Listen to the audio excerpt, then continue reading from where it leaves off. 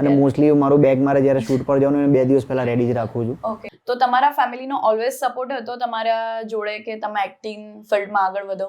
દરેક એક્ટર 4 બન્યા પછી મોડલિંગ કરી શકે છે, પણ દરેક મોડલ એક્ટિંગ કરી શકે જરૂરી નથી. સો તમે મોડલિંગ બી કર્યું છે અને તમને 2015 માં બેસ્ટ મોડલ ઓફ ધી ગુજરાતનો એવોર્ડ મળ્યો. યસ. પણ કેવું છે, ફિલ્મ ફ્લોપ હોય છે, કલાકાર ફ્લોપ નથી હોતા.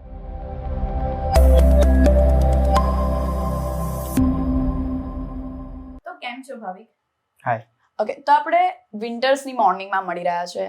જનરલી તમે shoot regarding be early in morning જતા હશો, તો ક્યારેક એવો એક્સપિરિયન્સ થયો છે કે સવારમાં મોડું થઈ ગયું છે અને બસ ફ્રેશ થઈને નીકળી ગયા? ઘણી વાર આવું થતું હોય છે એકચ્યુઅલી, ઘણા એક્ટર્સ જોડે પણ આવું કોઈ કહેશે નહીં સામેથી, બટ થતું હોય છે મોસ્ટલી કે લાગે કે ચલો આજે શૂટ પર જલ્દી જવું છે તો ફ્રેશ અપ થઈ અને પછી ઓકે એટલે એમાં બ્રશ વગેરે કરો છો કે બ્રશ તો કરવું પડે, ઓબ્વિયસલી કરવું પડે કેમ કે કો-સ્ટાર સાથે કામ કરવાનું, પ્લસ સવારે કંઈક લાઇટ બ્રેકફાસ્ટ બી કરવાનો હોય છે તો પછી બોડી માટે થઈને બ્રશ તો ખાસ કરવું જ પડે. ફેસ વોશ કરી લો તો એક ટાઈમ ચાલી જાય છે, પછી તો કપડાં ચેન્જ થતા હોય શૂટ ઉપર એટલે વાંધો નહીં આવે. ઓકે, સો બેઝિકલી તમે તમારા કરિયરની શરૂઆત કેવી રીતે કરી હતી? કરિયર એકચ્યુઅલી સમજો ને કે નાનપણથી એક આઈ થિંક સમજો ને કે હું 4th કે 5th સ્ટાન્ડર્ડમાં હતો ત્યારથી મને શોખ હતો અને ત્યારે મોહરા ફિલ્મ આવી હતી અને મોહરા ફિલ્મનું એક સોંગ બહુ વાયરલ થયું હતું, તું ચીઝ બડી મસ્ત. તો એમાં મેં સેમ ટુ સેમ ગેટઅપ કર્યો તો ઓલું જે અક્ષય કુમારે બ્લેક કલરનું કંઈક બાંધ્યું હતું તે બ્લેક કલરનું મને કપડું ના મળે તો પાડોશીમાં કોઈક સિસ્ટર હતી એનું દુપટ્ટો લાવ્યો બ્લેક કપડું એ બાંધ્યું, એની કોટી અરેન્જ કરી, સેમ લુક અરેન્જ કર્યો અને સ્કૂલમાં આઈ થિંક મને ફર્સ્ટ પ્રાઇઝ મળ્યો. એટલે એ ટાઈમે થોડું આમ સ્કૂલમાં એ ટાઈમે જે વાહવાહી બધાની જોઈ તો ફીલ થયું કે લાઈક મજા આવે છે આવું બધું કરવાની, કે આપણે કેમ કે સ્કૂલમાં સમજો ને કે 500-600 છોકરાઓ એમાંથી 10 કે 12 લોકો પરફોર્મન્સ કરતા હોય અને પછી તમને સ્કૂલના છોકરાઓ કે ક્લાસમેટ બધા તમને એપ્રિશિએટ કરતા હોય, વાહ તે મસ્ત કર્યું. ટીચર સામે બી એક અલગ ઇમેજ રહે કે ભણવામાં થોડો ઠીક છે પણ આ બધી પ્રવૃત્તિઓમાં સારો છે, તો એ ટાઈમથી થોડો ક્રેઝ થતો રહ્યો અને બાય બોન કહી શકે કે મારા બ્લડમાં થોડું એક્ટિંગ છે, મારા દાદા થિયેટર વગેરે કરતા હતા તો એ આવ્યું છે ધીરે ધીરે કરતા એટલે કરિયર પછી ધીરે ધીરે કરતા મેં ગુજરાતી, ભોજપુરી, હિન્દી ફિલ્મ્સમાં as a junior artist start કર્યું મારું કરિયર. ઘણી બધી ગુજરાતી હિન્દી ફિલ્મોમાં મેં એઝ અ જુનિયર આર્ટિસ્ટ કામ કર્યું છે. ઓકે, તો એમાંથી તમારો કોઈ બેસ્ટ એક્સપિરિયન્સ હોય? બેસ્ટ એક્સપિરિયન્સ કહી શકાય તો જો આઈ લવ આલિયા ભટ્ટ, તેની સાથે મેં as a junior artist 2 states મૂવીમાં કામ કર્યું હતું. તો ફર્સ્ટ ટાઈમ મેં ફેસ ટુ ફેસ જોયા તો એક મજા આવી કે લાઈક તમને જે ગમતું હોય એ વ્યક્તિ સાથે કામ કરવા મળે, એટલે કામ સાથે તો ના કે પણ એક ફિલ્મમાં એક ફ્લોર પર સાથે 4-5 દિવસનું શૂટ હતું અમદાવાદ આઈઆઈએમમાં, તો ત્યારે એમને જોયા તો એક મજા આવી. એ સિવાય કટી વટી કરીને એક ફિલ્મ આવી હતી કંગના રણાવતની, તો એ ફિલ્મમાં બી એક સારો એક્સપિરિયન્સ રહ્યો. તો ત્યારે કોઈ મતલબ એવું થયું છે ગુજરાતી ફિલ્મ્સ તો તમે ઘણી બધી કરી છે એન્ડ એની સાથે હિન્દી ફિલ્મ્સમાં બી તમે વર્ક કર્યું છે. યસ. ઓકે, તો એ બંનેમાં જે વર્ક પેટર્ન્સ હોય છે, વર્ક કરવાની કઈ અલગ ડિફરન્સ પેટર્ન હોય છે કે સેમ જ હોય છે? જો એક્ટર્સ માટે તો પર્સનલી કહું તો કોઈ બી જગ્યાએ કોઈ બી પ્લેટફોર્મ પર કામ કરવાનું હોય તો એને એનું પોતાનું 100% આપવાનું જ હોય છે.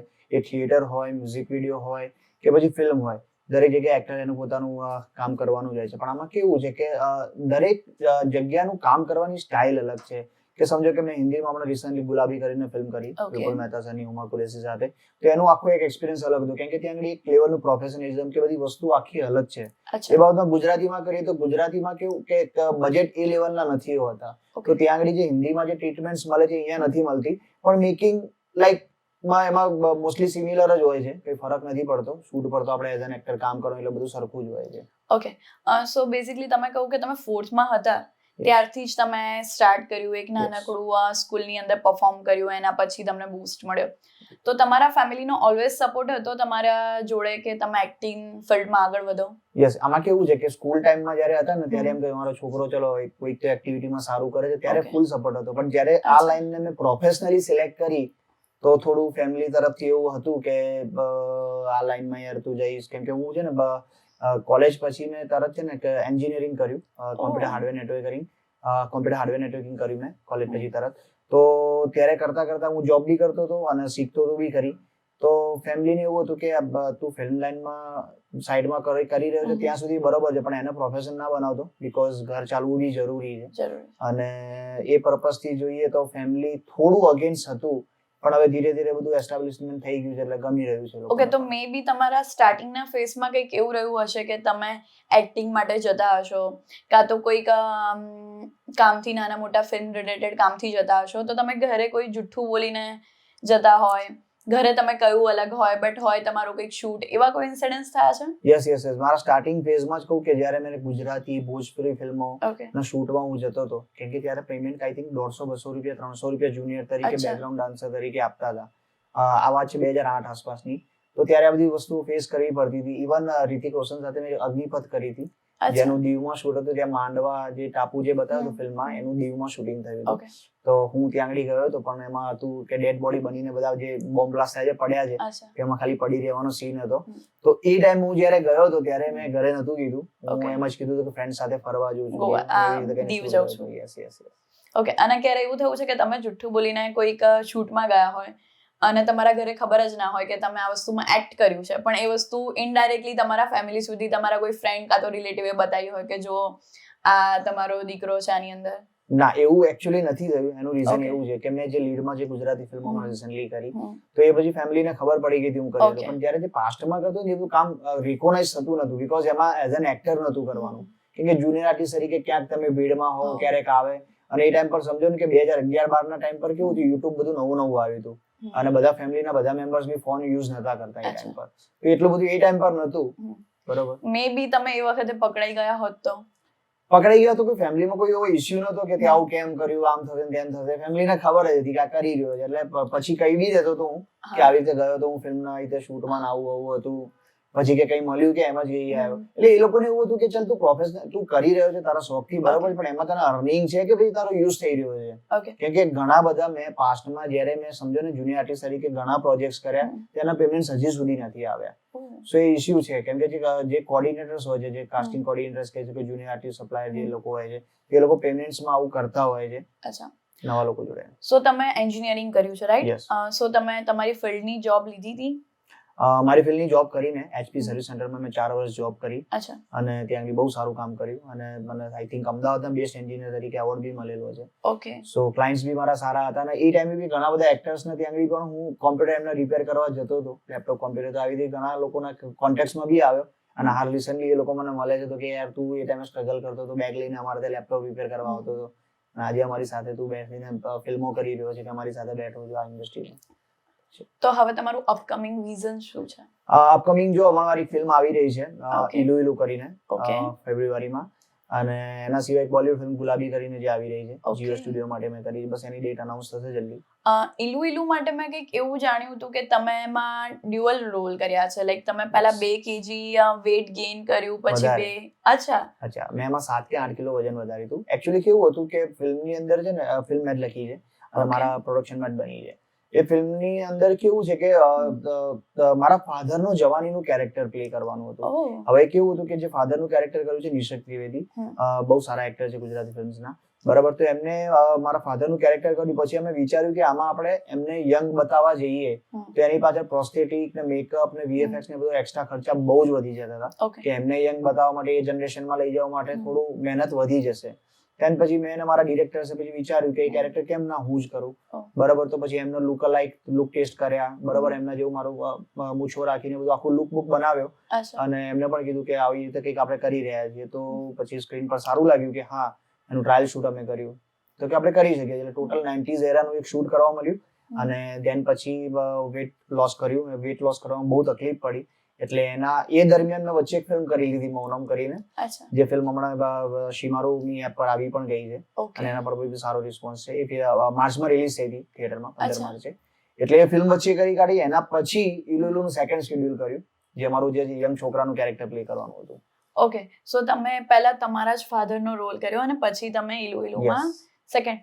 તો જનરલી લોકોમાં એક એવી રીતે હોય છે કે ફિલ્મ સ્ટાર છે તો એની લાઈફ તો બહુ ઇઝી છે, બસ ખાલી એક્ટ કરવાનું છે કેમેરા આગળ રેડી થઈને. બટ જે આખી જર્ની હોય છે તમારી 7-8 kg ગેઇન કરવું અને એનાથી બી કહેવાય ને વધારે હાર્ડ કે લોસ કરવું, તો એ જર્ની મે બી બહુ ટફ રહેતી હશે. યસ, આમાં કેવું છે, વેટ પુટ ઓન બહુ ઈઝી વસ્તુ છે. ખાઓ પીઓ મજા કરો. એટલે એ ટાઈમે તો વિચાર્યું હતું કે ચાલો ખાઈશું પીશું મજા કરીશું. તો વધી તો ગયું, હા. પછી ઉતારવાનો ટાસ્ક આવ્યો એટલે બહુ અઘરું પડ્યું. અચ્છા. એટલે નોર્મલી કેવું હોય છે કે તમે પર્સનલ ટ્રેનર ને બધું રાખો તો 3-4 મહિનામાં પાછા શેપમાં આવી શકો છો. પણ હું છું પર્સનલી ફૂડી, બરાબર, Okay. ખાવા પીવાનો શોખીન, એવા ફેમિલી થી એટલે ખાવા પીવાનું આખું ફેમિલી શોખીન છે, તો વેટ જેટલું જોઈએ એવું લોસ થયું નતું. એટલે પછી મેં કીધું કે આમાં જો હું 6-8 મહિના બીજા આપી દઈશ તો પછી બેઠા બેઠા કે મારો ટાઈમ વેસ્ટ થવાનો છે. એ દરમિયાન મારી પાસે સ્ક્રિપ્ટ પડી હતી મૌનમ કરીને. દેન પછી મેં મારા ટીમે એક સ્ક્રિપ્ટ પર વર્કઆઉટ કર્યું અને મેં ચલો એક ફિલ્મ કરી લઈ. એ કેરેક્ટરમાં પછી શૂટ થયું હતું, કેમ કે એક નોર્મલ સુપરમાર્કેટમાં જોબ કરવાવાળો માણસ હતો. એ કેરેક્ટરમાં લુક લાઈક સેટ થતું હતું કે ચલો આ કેરેક્ટર પર ફિલ્મ કરી લઈએ. તો જોડે જોડે કામ બી થઈ ગયું ને પ્રોસેસમાં વેટ લોસ બી ચાલતું અને ટાઈમનો બી સારો યુઝ થઈ ગયો તમારો, રાઈટ? સો બેઝિકલી તમે કહો છો તમે બહુ ફૂડી છો અને તમે અમદાવાદી બોય છો, તો તમે ફૂડ માટે અમદાવાદમાં ક્યાં પસંદ કરો જવાનું? અમદાવાદમાં જનરલી કહીએ ને તો મને દરેક જગ્યાનું જ્યાં આગળ સારી વસ્તુ મળે છે ત્યાં હું આગળ વિઝિટ કરતો જોઉં છું. પછી કોઈ પાણીપુરીની લારી હોય કે વડાપાઉંની લારી હોય કે કોઈ સારું કેફે હોય, તો ખાવા પીવામાં જે ગમે છે વસ્તુ ખાઈ લેવાની બિંદાસ. ઓકે. સો બેઝિકલી તમારી ફર્સ્ટ ડેટ રહી હશે તો ત્યારે આઈ થોટ તમે ફૂડી બોય. એવું ક્યારે થયું છે કે તમારી જે ગર્લફ્રેન્ડ હોય મે બી, સો એ એટલી ફૂડી ના હોય ને એના લીધે તમારા બંને વચ્ચે ઇશ્યુ ક્રિએટ થયા હોય? એટલે સમટાઈમ્સ એવું થતું હતું કે લાઈક એને જે ગમતું હોય એક અલગ હોય અને મને જે ગમતું હોય અલગ હોય, એટલે ક્યારેક એવા ઇશ્યુ થતા હતા.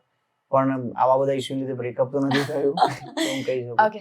તમારી એક બીજી બી ફિલ્મ આવી હતી આંગણવાડી કરીને, રાઈટ? પણ એનો રિસ્પોન્સ એટલો બધો સારો નતો રહ્યો એવું મને સાંભળવામાં મળ્યું હતું કઈ?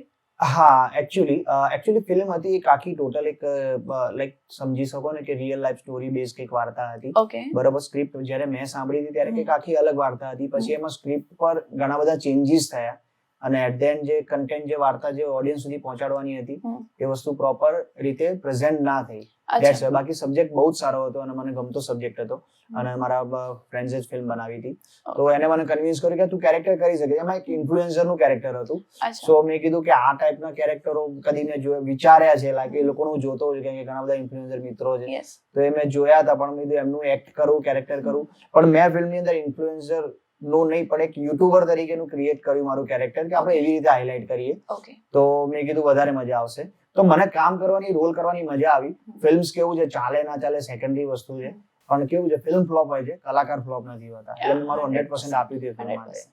સો તમે કહેતા હતા કે એ જે ફિલ્મ છે એ ઇન્સ્ટાગ્રામ ઇન્ફ્લુએન્સર્સ પર હતી, તો અત્યારે એ બી ક્રેઝ વધી ગયો છે કે ઇન્સ્ટા ઇન્ફ્લુએન્સર્સ મૂવીમાં વધારે આવી રહ્યા છે. અને એમાં ખાસ કરીને ગુજરાતી ફિલ્મ ઇન્ડસ્ટ્રીમાં તો ઇન્ફ્લુએન્સરનો ઇન્ફ્લુએન્સ થોડોક વધતો જઈ રહ્યો છે. યસ. હવે એકચ્યુઅલી કેવું છે, ગુજરાતી ઇન્ડસ્ટ્રી અત્યારે કહું તો એક સર્વાઇવિંગ ફેઝ પર ચાલી રહી છે. બરાબર. તો એ લોકો દરેક ટ્રાય કરી લીધા. પહેલા એક રૂરલ ફિલ્મ ઇન્ડસ્ટ્રી હતી, એના પછી સારી મોડર્ન ફિલ્મો બનતી હતી, તેને અર્બન ગુજરાતી ફિલ્મનું નામ આપ્યું. મારા માટે તો ગુજરાતી ફિલ્મ ઇન્ડસ્ટ્રી એટલે ગુજરાતી ફિલ્મ ઇન્ડસ્ટ્રી. બરાબર. પછી હિન્દી હોય તો હિન્દીમાં સી ગ્રેડની ફિલ્મો બી બને છે, બી ગ્રેડની બને છે, એ ગ્રેડની બી બને, તો હિન્દી ફિલ્મ જ કહેવાય. એમાં પછી અર્બન રૂરલ ના હોય. બરાબર. એ તો દરેક લેંગ્વેજમાં, બંગાળીમાં, તમિલમાં, મરાઠીમાં, સાઉથમાં દરેક લેંગ્વેજમાં ફિલ્મો બને છે. તો એમાં અર્બન રૂરલ જેવું કંઈ હોતું નથી. પણ કેવું છે કે ફિલ્મો નથી ચાલતી તો આમાં પછી ઇન્ફ્લુએન્સર્સ અમુક લોકો એક્ટર બનીને પ્લે કરવા માંડ્યા.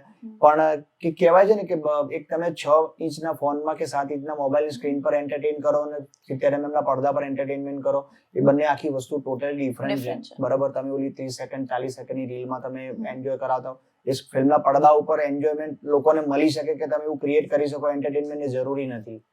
એ ફરક પડે છે. ઓકે. સો બેઝિકલી તમારે આવી રીતે શૂટિંગ રિલેટેડ ઘણી બધી વખત આઉટ સ્ટેશન જવાનું થતું રહેતું હશે. તો એવું થયું છે ક્યારેક કે હરીમાં તમે તમારું બ્રશ જ ભૂલી ગયા હોય ઘરે, યા ફિર તમે તમારું બ્રશ નહીં પણ તમારા કોઈ કો સ્ટાર યા ફિર ફ્રેન્ડનું બ્રશ યુઝ કરીને સવારમાં ના એવું તો ક્યારેક કોઈના કપડા પહેરી લીધા હોય કે સમજો કે મારા ડિરેક્ટર છે રવિ સચદેવ, બરોબર, he is a good friend, નાના ભાઈ જેવો છે મારો. તો બરોબર, ક્યારેક અમે શૂટમાં સાથે હોઈએ તો ક્યારેક કંઈક લાગે કે ચલો અહીંયા કોઈ સારી જગ્યા પર જવું છે તો એનો શર્ટ મેં પહેરી લીધો કે એવું કંઈક કર્યું હશે. વરસ વસ્તુ યુઝ નથી કર્યું. અને મોસ્ટલી મારો બેગ મારે જ્યારે શૂટ પર જવાનું 2 દિવસ પહેલા રેડી જ રાખું છું. એક ઈચ એન્ડ એવરી વસ્તુ. અને મારું કેવું છે, ઘરની વસ્તુ અલગ છે, શૂટની વસ્તુ અલગ છે, તો બંને પેકેજિંગ અલગ અલગ, એટલે તમે બ્રશ ભૂલી જવાની માથાકૂટ નથી રહેતી. એક અલગથી બેગ પેક કરીને જ રાખો છો કે એની અંદર બ્રશ છે જ, શૂટ પર જવું છે બેગ લઈ જઈએ. એમાં 2 બ્રશ રહે છે એમાં ઓલરેડી. 2 બ્રશ રાખો. 2 બ્રશ રહે. ગ્રેટ. અને ક્યારે એવું થયું છે કે ચલો હું બહુ જલ્દીમાં છું, આ સાઈડ વોશરૂમમાં બહુ લાઈન છે, યા ફિર મને ધ્યાન નથી રહ્યું, મેં ફિમેલ વોશરૂમ યુઝ કરી લીધું હોય? એવું તો બહુ વાર કર્યું, સ્કૂલમાં બહુ વાર કર્યું, જાણી જોઈને બી કર્યું છે. તે તો ભાઈ મોટી વસ્તુ નથી. એટલે કેવું છે એટલે શું female હોય ને યુઝ ના કરે. ઇન્ટેન્શન શું રહેતો હતો તમારો ઇન્ટેન્શન સ્કૂલમાં? કેવું હતું સ્કૂલ ટાઈમમાં કેવું હતું કે લાઈક કે છોકરીઓનું વોશરૂમ કેવું હશે અને છોકરાઓનું કેવું હશે, બંને અલગ અલગ છે. કેમ કે કેવું છે કે તમે નોર્મલી ચાલુ કોઈ કેફે વેફેમાં જાઓ કે રેસ્ટોરન્ટમાં જાઓ તો એક જ વોશરૂમ હોય, જેમ કે ફિમેલ્સ બી જતી હોય મેલ બી જતી હોય, અલગ અલગ ડોર્સ હોય, બરોબર. પણ આ સ્કૂલમાં આખું ડિપાર્ટમેન્ટ જ અલગ, આ બાજુ ફિમેલ નું છે ને, આ છોકરાઓનું છે ને, આ બાજુ છોકરીઓનું છે, બરોબર. તો એ ટાઈમે એવું થતું હતું કે શું હશે, તો લાઈક સ્કૂલ છૂટી ગઈ હોય, બધા જતા રહ્યા હોય, પછી ઘણા ઘણા જે આપણા જેવા જે કેરેક્ટર હોય છે સ્કૂલમાં મિત્રો, બરાબર, એવા લોકો ટ્રાય કરીએ કે તું જોજે, હું જોઈને આવું અંદર શું હોય છે એ લોકોનામાં, બહારથી કોઈ આવતું નથી, તું ધ્યાન રાખજે. એટલે એવી રીતે કર્યું છે. બાકી જનરલી કેવું છે કે ઉતાવળમાં ક્યારેક હોય કે હરી હોય ત્યારે કે મેલ વોશરૂમ એંગેજ હોય તો ત્યારે યુઝ કર્યું હશે. ગ્રેટ. સો તમે જ્યારે શૂટ પર ઘણી બધી ફિલ્મ કરી છે, તમે ગુજરાતી, હિન્દી, ભોજપુરીમાં વર્ક કર્યું છે, તો ક્યારે એવું થયું છે કે આ શૂટ ઉપર સીન બહુ એગ્રેસિવ બની જાય, તમારો કોઈની જોડે ઝઘડો થઈ ગયો હોય, એવો કોઈ ઇન્સિડન્સ તમને યાદ હોય? આવું તો ક્યારે બન્યું નથી અત્યાર સુધી, બટ કેવું છે કે હમણાં રિસેન્ટલી મૌનમ ફિલ્મમાં આવું થયું હતું. મૌનમ ફિલ્મની અંદર કેવું થયું કે મારું જ પ્રોડક્શન હતું અને લેટ નાઇટ શૂટ હતું. એટલે સમજો કે સાંજે 8 વાગ્યાથી શૂટ હતું, સવારે 8 વાગ્યા સુધી શૂટ હતું, નાઇટની કોલ શિપ હતી. તો બધું અરેન્જ થઈ ગયું હતું અને રાત્રે પછી છે ને મારો ત્યાં એક્શન સિક્વન્સ હતી કે મારા કો એક્ટર છે મૌલિક ચૌહાણ, બરોબર, એની સાથે મારે એક સીનમાં કે મારી વાઈફને બચાવવાની છે અને મારે ત્યારે હોસ્પિટલમાં એ બધું ચાલી રહ્યું છે અમુક વસ્તુઓ, તમે ફિલ્મ જોશો તો આઈડિયા આવશે. શીમારુની પર આવી ગઈ છે મૌનમ, તો પ્લીઝ જોઈ લેજો એમાં.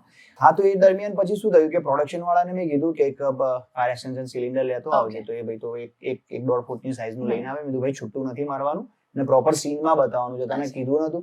કારણ કે મેં ડિરેક્ટર સરને ફોટો મોકલ્યો તો એમને આગળ કીધું મોબાઈલના ફોટોમાં તો બીજું સાઈઝ મોટી જ લાગે, ખબર ના પડે કે લુક લાઈક ઓરેન્જ કલરનું સેમ જ હતું.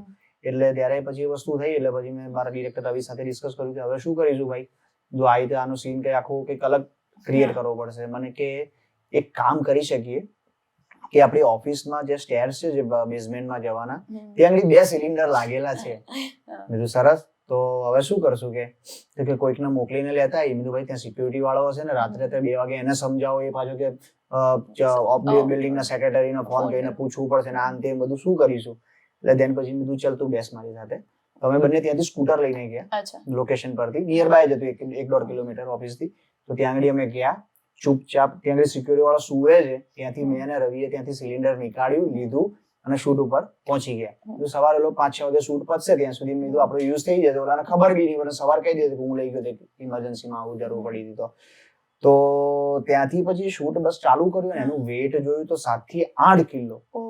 એટલે એ પછી મેં પેલા રિહર્સલ્સ કર્યા, એક્ટ કરવા માટે ટ્રાય કર્યા, બધું કર્યું, બટ એનું વજન એવું હતું એટલે મેનેજ કરવાનું હતું. ને હતું કેવું કે મારી વાઈફને જસ્ટ મારવા જઈ રહ્યો છે ચાકુ અને હું એને પાછળથી એને હેડ પર મારું છું, બરાબર, અને ત્યાં આગળ બેભાન થઈને પડી જાય છે.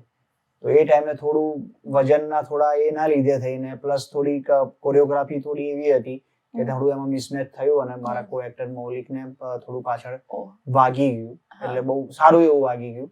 તો એના પછી અમારે થોડા બંનેને થોડા ત્યાં ફ્લોર પર જ બોલવાનું થઈ ગયું. બટ ઓબ્વિયસલી કોઈ બી વ્યક્તિ હોય અને કેમ કે એક્ટરનું એનું બોડી જેનું એનું ઇન્વેસ્ટમેન્ટ છે, બરાબર, કે એમાં નુકસાન થાય તો એ વસ્તુ રહેવાની છે.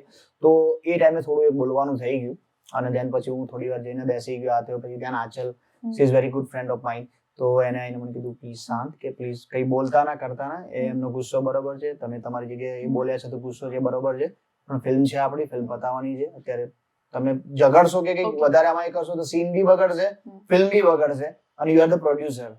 Yes, correct.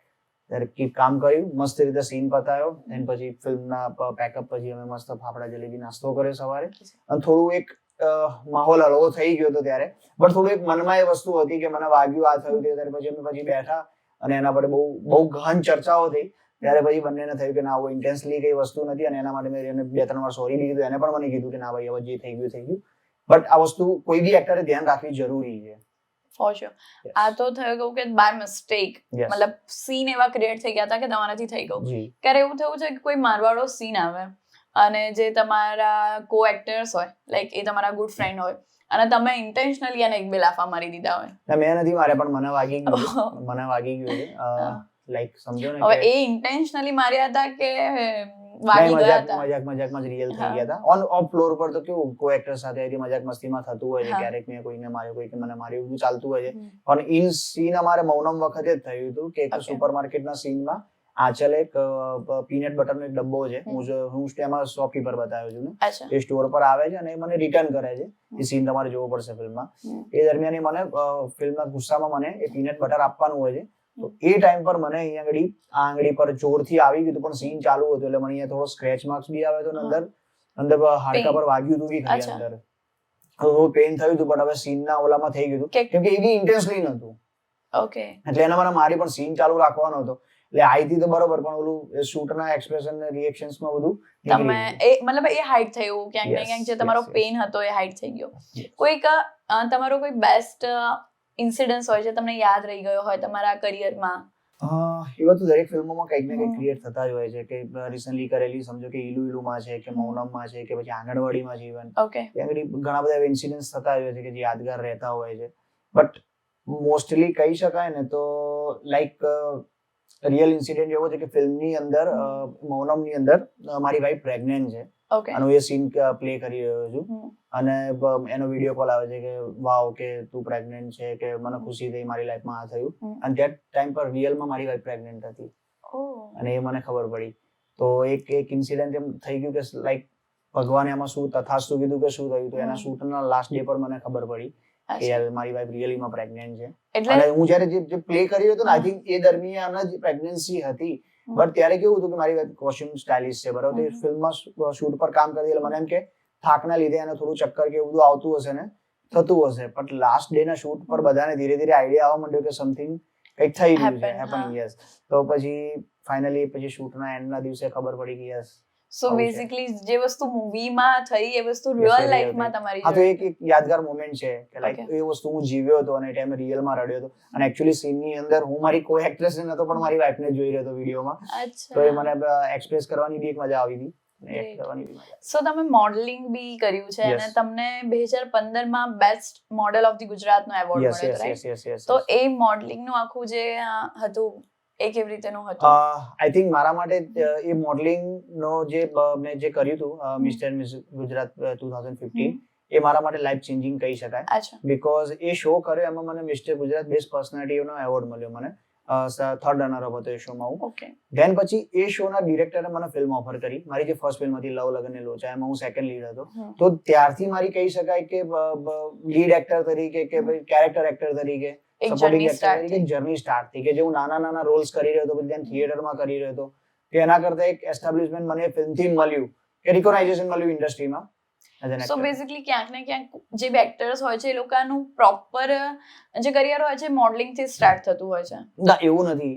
અમુક લોકો કેવું કે થિયેટર કરીને બી આવતા હોય છે, કે લાઈક જુનિયર આર્ટિસ્ટ થી બી સ્ટાર્ટ કર્યું હોય છે, જેનામાં સમજો ને કે અંદરથી પેશન હોય છે કે ના કરવું છે, તો એ ક્યાંયથી બી કરી શકે છે. મોડલિંગમાં તો કેવું છે કે હું મારું પર્સનલી માનું છું તો કે દરેક એક્ટર બન્યા પછી, સ્ટાર બન્યા પછી મોડલિંગ કરી શકે છે, પણ દરેક મોડલ એક્ટિંગ કરી શકે જરૂરી નથી. ઓકે. તમે વિપુલ મહેતા જોડે બી બોમ્બેમાં ઘણા બધા પ્લે કર્યા છે અને ઘણા બધા વર્ષો તમે ત્યાં રહ્યા છો. તો એનું જે આખું તમારું એક હતું એ કેવી રીતે હતું? ત્યાં આગળ તમારો શું રોલ હતો, શું વર્ક કરતા હતા તમે? કરેક્ટ. જ્યારે બોમ્બે હતો ત્યારે મેં ઘણા બધા પ્રોડક્શન્સમાં કામ કર્યું, થિયેટરના, ફિલ્મોના, સિરિયલના પ્રોડક્શન્સમાં નાના મોટા કામ કર્યા. કારણ કે મુંબઈમાં કેવું છે, તમે જાઓ એટલે એક્ટર તરીકે તમને કામ ના મળે, સર્વાઈવિંગ બહુ જરૂરી છે. અમુક કાસ્ટિંગ કંપનીમાં મેં કામ કરતો હતો, કાસ્ટિંગ કોર્ડિનેટર તરીકે કામ કર્યું, પ્રોડક્શન કર્યું, થિયેટર કર્યા, થિયેટરમાં પ્રોડક્શન કર્યું, ચા પીવડાવી છે લોકોને, ફ્લોર પર ઝાડુ માર્યા છે. પછી કરતા કેવું છે કે વિપુલ મહેતાના કોન્ટેક્ટમાં આવ્યો. તો વિપુલભાઈના 2 પ્લે થઈ રહ્યા હતા અમદાવાદમાં, જેમાં એક પ્લે હતું પ્રેમનું પેટીએમ, જેમાં આપણે મનોજ જોશી સર છે, એમનો સન છે ધર્મજ જોશી. એનું કંઈક કોલેજ સમથિંગ એક્ઝામ કે કંઈક આવી હતું અને એની અમદાવાદમાં એ લોકોનું પ્લેમાં રિપ્લેસમેન્ટ જોઈતું હતું. તો ધેટ ટાઈમ હું અમદાવાદ હતો ત્યારે મને વિપુલભાઈનો ફોન આવ્યો કે હા મારા પ્લેમાં કંઈક રિપ્લેસમેન્ટ છે, તું કરીશ? એટલે મેં કીધું સર પ્લે જોવું પડશે શું છે શું નહીં. અને તો મને કે આજે કે અમદાવાદમાં કે 9 વાગ્યાનો શો છે ઠાકોરભાઈ દેસાઈ હોલ લો ગાર્ડન પર, તું જોઈ આવ, તને ગમે તો મને કહેજે. મેં પ્લે જોયું, 12:30 પ્લે પત્યું, તરત મેં સરને ફોન કર્યો કે સર હું કરી રહ્યો છું. મને કે ગ્રેટ, કે કરી લઈશ? મેં કીધું હા. મેં કીધું કેટલો ટાઈમ છે? મને કે હજી 2-3 દિવસ પ્લે કરશે એ રહ્યો, પછી 2 દિવસનો બ્રેક છે ને ધેન પછી પાછું અગેન સેટરડે સન્ડે પ્લે હશે, તારે પ્લે કરવાનું રહેશે, એટલે 5 દિવસનો ટાઈમ છે. એટલે મેં 2-3 દિવસ રોજ સાંજે પ્લે જોયું, રોજ સવારે બધી એક્ટર્સ હતા એમની સાથે સ્ક્રિપ્ટ રીડિંગ કરતો હતો, એ કેરેક્ટર સમજતો હતો, પછી બાકી સ્ટેજ ઉપરની કોરિયોગ્રાફી જોઈ લીધી, કઈ રીતે એક્ટર મૂવમેન્ટ કરે છે બધું. તેને કરતા એ પ્લે મેં કર્યું, અને એ પ્લેમાં મને ફર્સ્ટ શોમાં જ મને મારા કેરેક્ટરનું એક એક્ટ હતું, એના માટે વન્સ મોર ની ઓડિયન્સમાંથી કપિલ આવી.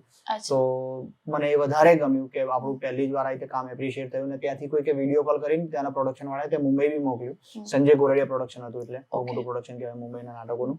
તો ત્યાંથી બી એપ્રિશિએશન આવ્યું કે લાઈક પહેલી વાર આ છોકરો કરી રહ્યો છે, બરાબર, અને એમાં બી વન્સ મોર લઈ રહ્યો છે ઓડિયન્સ તરફથી હાઉસફુલ શોમાં. તો ધેટ્સ ગુડ. પછી દરેક શોમાં મળ્યું જ છે વન્સ મોર, એટલે મજા આવી. ધેન પછી એમને બીજું એક પ્લે કર્યું હિતેન કુમાર સાથે, પપ્પા અમારા પ્રાઇમ મિનિસ્ટર, એમાં પણ રિપ્લેસમેન્ટ જ હતું. સો કહી શકાય 2 પ્લે મુંબઈના કર્યા, એમાં રિપ્લેસમેન્ટ હતું. અમદાવાદના બી 2-3 પ્લે કર્યા છે, પણ મુંબઈના અમદાવાદના થિયેટરમાં બહુ જ જમીન આસમાનનો ફરક છે. પ્રોફેશનલિઝમનો ખાસ બહુ મોટો ફરક છે. અચ્છા.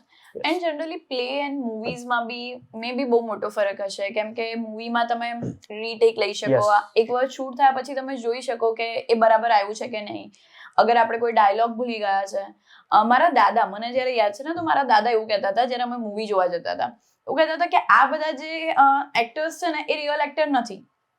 એમનું એવું થિંકિંગ હતું કે રિયલ એક્ટર એ છે કે જે પ્લેમાં, જે નાટકમાં પ્લે કરી શકે, બીકોઝ એ 3 કલાક 2 કલાક જે પ્લે કરે છે એ બધું એ યાદ રાખીને કરે છે, એની સામે ઓડિયન્સ છે, લાઈવમાં પ્લે કરે છે અને કોઈક જોવે છે. સો એ વસ્તુ એક બહુ મોટી વાત થઈ રહી છે, કેમ કે તમને તમારા ડાયલોગ ભૂલવાનો એમાં કોઈ ઓપ્શન જ નથી. તમારે તમારા ડાયલોગ યાદ, તમારે એ જે તમારું એક્ટિંગ છે, તમારું જે રોલ છે એ તમારે ઘોડીને પી જવો પડે, ત્યારે જ તમે પ્લે કરી શકો. કરેક્ટ.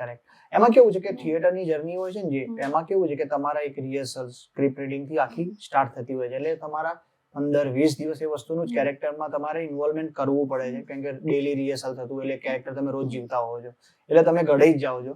જે સારો એક્ટર છે તો એ પછી સ્ટેજ પર વન્સ મોર બી લેતો હોય છે, પ્લસ તાળીઓ બી લેતો હોય છે, અને પબ્લિક એને વધાવે જ છે, સારું કરતો હોય છે. તો પણ ઘણા થિયેટર પ્લેમાં એવું બી થયું કે સ્ટેજ ઉપર કે નાના મોટા ઇશ્યુઝ થઈ જાય કે ડાયલોગ ભૂલી ગયા એવા થતા હોય છે, પણ કેવું રંગ દેવતાનો એક આશીર્વાદ છે કે ત્યારે લાઈવ આવી રીતે ચાલતું હોય ને તો કંઈક ને કંઈક કરીને બીજા એક્ટર એનું કવર કરી લે છે. મારે પ્રેમનું પેટીએમ પ્લેમાં થતું હતું, ત્યારે હિતેન બી મારા પર પર્સનલી બગડ્યા હતા બી બહુ બધું, કે આ છોકરો ડાયલોગ ભૂલી રહ્યો છે, આમ કેમ થઈ રહ્યું છે, આમ તેમ. બહુ જ વર્ષો પહેલા એક 2016માં એક ગુજરાતી ફિલ્મ કરી હતી પ્રેમ રંગ, જેમાં પ્રોડક્શન કર્યું હતું, ત્યારે હિતેનભાઈ હતા. હિતેનભાઈને એ ટાઈમે મેં એમને કીધું હતું કે સર તમે ભવિષ્યમાં મારા ફાધરનો રોલ કરશો. તો એ સમજો સીધું 2020માં મેં જયારે આ પ્લે કર્યું પપ્પા મારા પ્રાઇમ મિનિસ્ટર, એમાં હિતેનભાઈ મારા ફાધરના રોલમાં હતો. મેં પૂનામાં શો કર્યો હતો, ત્યારે હિતેનભાઈ એમ કીધું સર મેં તમને એક ટાઈમે કીધું, મને કે ગ્રેટ. એ પ્લેમાં થોડા મારા નાના મોટા ઇશ્યુ થયા હતા ડાયલોગ ભૂલવાના, કેમ કે કેવું તો અહીંયાથી 3 જ દિવસમાં મારે કેરેક્ટર રેડી કરવાનું હતું, એ કેરેક્ટરના ડાયલોગ્સ બહુ બધા હતા. તમારા ડાયલોગ યાદ કરવામાં થોડા એ ટાઈમે ઇશ્યુ થયા હતા, બીકોઝ ટ્રેનમાં અહીંયાથી પૂના જતા અહીંયાથી મુંબઈ ગયો, મુંબઈથી પૂના ગયો, એ ટ્રેનની અંદર મારે આખું પ્લે સમજવાનું હતું, રીડ કરવાનું હતું, અને મને એના રિહર્સલ્સ કરવાનો ટાઈમ બી નતો મળ્યો. તો એ થોડા ઇશ્યુ એ પ્લેમાં મારા થયા હતા. અને કેવું સ્ટેજ ઉપર આ વસ્તુ થતી હોય છે, પણ કેવું છે બીજા એક્ટર સારા હતા મુંબઈના બધા, તો સચવાઈ ગયું. અને થિયેટરની એક્ટિંગ આખી વસ્તુ ડિફરન્ટ છે, બરાબર. થિયેટરમાં કેવું છે કે તમે કહો છો એ પ્રમાણે રીટેક્સ નથી હોતા, બંનેમાં મહેનત તો એટલી જ છે. ફિલ્મમાં પણ તમારું સમજો કે એમાં બી કેમેરો તમને બારીકીથી જોતો હોય છે, મોટા પડદા પર બધું પકડાઈ જ જાય છે, પણ ફિલ્મની અંદર તમને કટ ને બધું મળી જાય છે, કટ એક્શન થતું રહે છે, એટલે વચ્ચે તમે રીટેક્સ કરી શકો છો. થિયેટરમાં તમારું કટ એક્શન નહીં હોય, ત્યાં આગળ તમે જે લાઈવ પ્લે કર્યું એ તમારી ઓડિયન્સને દેખાશે.